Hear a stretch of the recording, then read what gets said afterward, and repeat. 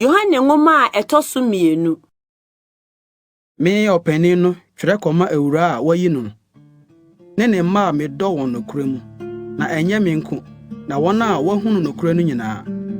Nokure a eti yemu na ene yen betina hoda no nti.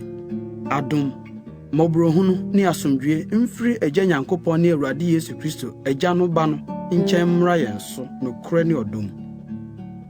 Mani agikese sɛ mahunu wo mma no mu bi sɛ wonam nokure mu. Sɛ de enya ahyɛde afiri Agya no nkyɛn no na afei ewura mesrɛ wo.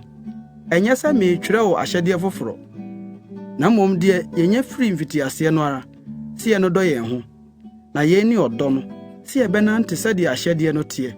Ye ni ahyɛde no. Sɛ de mate firi mfitiase sɛ monnante mu. Na nadafo bebree abawiase a wɔmpɛ mu nka sɛ Yesu Kristo aba honam mu. Ɔdaadafo ne antikristo no ara ne no. Monhwɛ mo ho yie na mo anhwere de yayɔ adwuma anya no. Na mo anya akatua mu. Obiara a ɔfom na ɔntena Kristo nkyerɛkyerɛ no mu onni Onyankopɔn.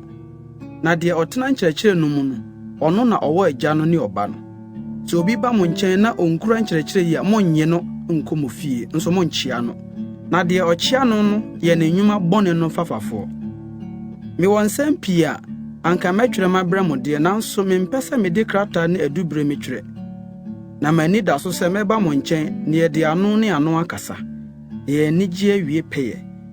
Wo nua ba wayi no mma no kyia wo.